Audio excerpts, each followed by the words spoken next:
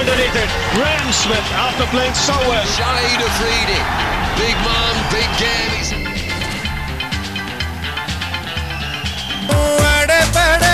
घुमा के आरे पारे घुमा के गुत्थी गुत्थम घुमा के अड़चन खड़चन घुमा के छुटा हौसला बदल फैसला बना ले तू बिंदास काबिला खेल जमा ले कसम उठा ले बजा के चुटकी धूल चटा दे घुमा के घुमा के घुमा के घुमा के घुमा के घुमा के खिलाड़ी बाहे बाहे घुमा के घुमा के। वेलकम बैक खवातीन आजाद, एक दफा फिर खुशामदीद कहते हैं आपको। News from the centre is के डैनियल विटोरी ने टॉस जीत लिया है और पहले बैटिंग करने का फैसला किया है, तो संगाकारा को एक दफा फिर अपनी टीम को पहले ग्राउंड में उतारना पड़ेगा फील्डिंग के लिए, बॉलिंग के लिए, और चेस करेंगे इसी ग्राउंड पे जिस तरह उन्होंने किया था अगेंस्ट इंग्लैंड की team in the quarter final.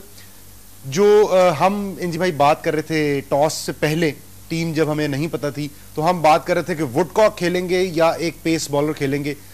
तो फैसला जिस तरह आपने कहा था कि पेस बॉलर के हक में होना चाहिए, तो डैनियल विटोरी ने भी एक एक्स्ट्रा पेस बॉलर खिलाया। वुडकॉक की जगह टीम में आए हैं एंडी मके, और ऑब्वियसली इस वर्ल्ड कप में उन्होंने पहले कोई मैच नहीं खेला, तो सेमीफाइनल में आके वो स्ट्रेट वे खेल रहे हैं। चॉइस थी डेरिल टफी और एंडी मके के दरमियान। अगर हम पेस बॉलिंग की बात करें, सही फैसला है जी भाई ये, या थोड़ा सा जरा क्वेश्चन मार्क है इस फैसले के ऊपर? नहीं, क्योंकि डेरिल ने ऑब्वियसली ज्यादा मैचेस खेले हुए हैं, इन्होंने सिर्फ 13 वनडे खेले जी।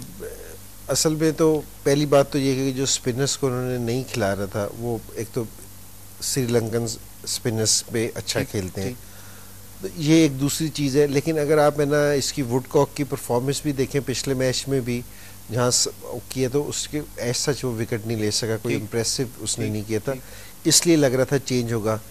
ये अब विटोरी पे डिसाइड करता था कि जी वो उसने नेट पे टफी को भी बॉलिंग करते हुए देखा होगा और ये एंडी मकाई को भी बॉलिंग करते हुए देखा होगा कि उसको कौन सा रिदम में लगा। और एक उससे ये कि जी लेफ्ट आर्म उसने बॉलर्स लेके आया है, तो ये उसकी बॉलिंग में थोड़ी सी वैरायटी भी हो जाएगी, ठीक है। और बाज़ टाइम ये होता है कि कप्तान ये करते हैं कि इस तरह के मैच में सरप्राइज बॉलर भी खिला देते हैं कि पूरे श्रीलंकन प्लेयर्स को, कोई भी प्लेयर्स का नहीं पता होगा कि जी ये एंडी मकाई किस तरह की बॉलिंग करता है। एक तो ये जो उनका ऑफिशियल स्क्वाड था उसमें जो फर्स्ट 14-15 जो अनाउंस किए थे उसमें नहीं था, ये बाद में आया था। तो मेरे ख्याल में इस तरह ये भी थोड़ा सा फर्क डाल सकता है। लेकिन हो सकता है कि जो विटोरी ने देखा हो कि ये नेट में ज़्यादा अच्छी बॉलिंग कर रहा हो, ज़्यादा अच्छे रिदम में लग रहा हो, तो इसलिए। और रात को बॉल है ना गीला भी हो सकता है कि जी स्पिनर्स हो सकता है कि इतने इफेक्टिव ना हो, क्योंकि जी आफ्टर 30 ओवर इतने उस पर भी ये फास्ट बॉलर्स आपको काम दे सकते हैं।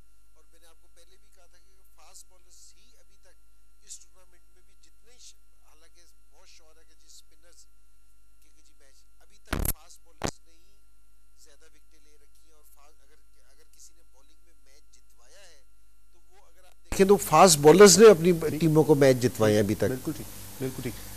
बहुत ज़्यादा चर्चा जी भाई हम सुन रहे हैं कि टीम्स जो हैं उनका मैच नहीं है। न्यूजीलैंड जो है वो बहुत मिस मैच है अगेंस्ट श्रीलंका।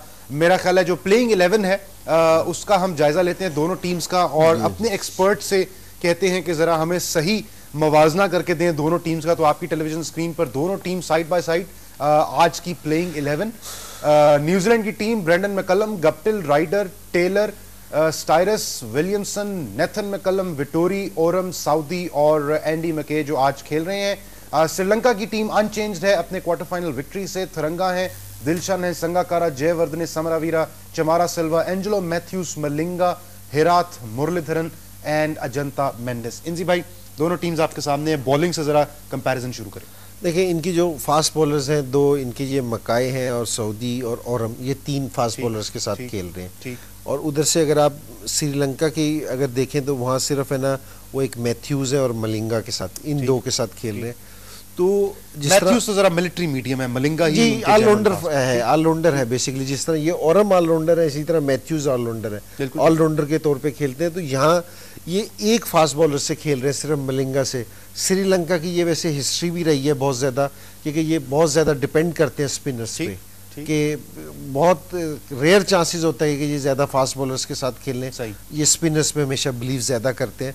तो ये जो बॉलिंग का है ना कि जो डिपार्टमेंट फास्ट बॉलिंग का, पेस बॉलिंग का, ये मुझे लगता है कि जी थोड़ा जो न्यूजीलैंड का है ना ये ज़रा ज़्यादा मजबूत है। वो सिर्फ इसलिए क्योंकि पिछले मैच में और हमने बहुत ज़बरदस्त बॉलिंग की और थोड़ा सा इनको लिमिटेशंस के अंदर अपनी बॉलिंग, एक तो लिमिटेशन के अंदर बॉलिंग की, एक इन्होंने अपनी बॉलिंग में वेरिएशन थी इनकी बॉलिंग में, स्लोअर वन को इन्होंने अच्छे तरीके से इस्तेमाल किया, ठीक है, यॉर्कर्स मारे।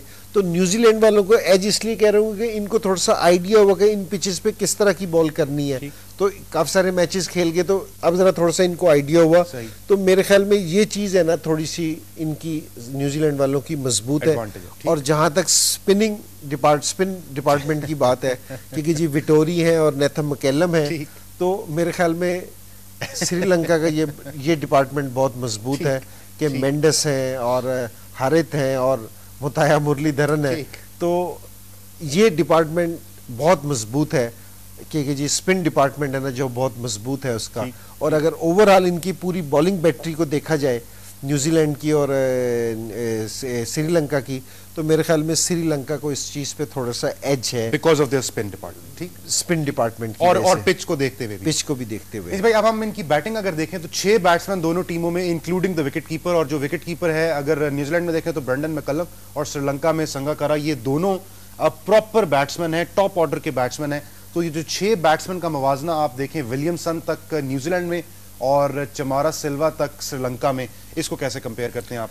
टॉप ऑर्डर्स की पहले बात करते हैं। देखिए जी दोनों जो ओपनर्स हैं, दोनों तरफ से दोनों ओपनर बहुत फॉर्म में है क्योंकि जी दिलशान ने और तिरंगा ने तो 2 पार्टनरशिप्स इसमें कैसा की है। 1.3 रन की पार्टनरशिप थी और लास्ट मैच में इन्होंने 230 रन की पार्टनरशिप की, तो बहुत ज्यादा फॉर्म में है। लेकिन न्यूजीलैंड की भी जो परफॉर्मेंस है कि जो टीम जहां तक आई है तो इसमें ओपनिंग का रोल बहुत ज्यादा, 2 मैचेस उन्होंने 10 विकेटों से जीते, 10 विकेटों से। ब्रेंडन मैकलम का और गुप्टिल का है ना बहुत ज्यादा हाथ है कि ये दोनों अच्छे प्लेयर्स हैं। और स्पेशली अगर मैकलम चलते हैं तो न्यूजीलैंड की पूरी बैटिंग है ना, मेरा मतलब है कि वो हो जाती है, 20 एक रन उसमें ऐड हो जाते हैं, 20 हो जाते हैं कि जी इनको बड़ा वो मिलता है। तो मेरे ख्याल में लेकिन फिर भी ये कि जी श्रीलंका का ओवरऑल ये कि जी ये डिपार्टमेंट ओपनिंग बहुत अच्छा है, ठीक है। संगाकारा और जेसी राइडर, संगाकारा बहुत एक्सपीरियंस प्लेयर है, जेसी राइडर ने हालांकि पिछले मैच में बहुत अच्छी इनिंग्स खेली। पूरी अगर न्यूजीलैंड की टीम देखी जाए ना, इनके पास पूरी साइड में 1 से लेके 11 तक कोई बहुत बड़ा प्लेयर आपको नजर नहीं आएगा क्योंकि जी ग्रेट प्लेयर्स हैं बहुत, लेकिन ये सारे ऑलराउंडर्स और अच्छे प्लेयर्स हैं।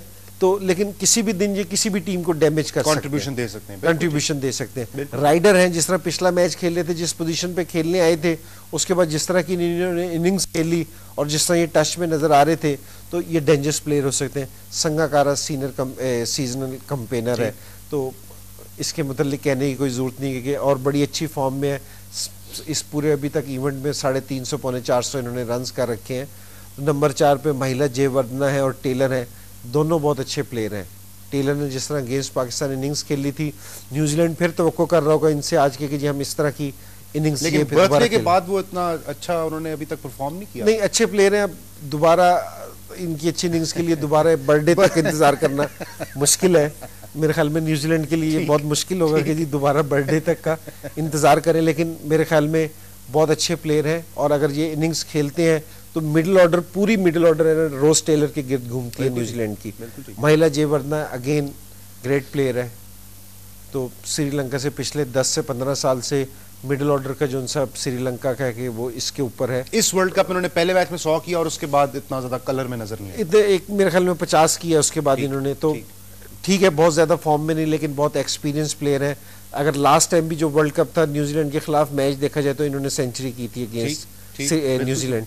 तो मेरे ख्याल में कि ये काफी है। और स्ट्रायरस है, ये भी सीनियर प्लेयर है, बहुत पिछले 10 से 15 साल से खेल रहे हैं। और ये समरा वीरा है, ये दोनों मेरा मतलब है कि जी एक्सपीरियंस प्लेयर है, लेकिन समरा वीरा को इसलिए एज है कि ये अगेंस्ट स्पिनर्स और इस कंडीशंस का बहुत अच्छा प्लेयर है, ठीक है ना, बहुत इम्प्रूव्ड प्लेयर है। जो इसको मैंने पिछले 2 साल पहले देखा था और अब खेलते हुए देख रहा हूँ, इज वेरी इम्प्रूव्ड प्लेयर। इसने अपनी ये सिर्फ टेस्ट मैचेस का प्लेयर था, लेकिन इसने पिछले 1 से 2 साल में इस तरह की परफॉर्मेंस दी है कि ये वनडे का प्लेयर बना है। तो मेरे ख्याल में टेक्निक वाइज बहुत मजबूत प्लेयर है और ये बहुत मजबूत इनका जो सब मिडिल ऑर्डर में ना इसकी बड़ी वैल्यू है श्रीलंका की टीम में।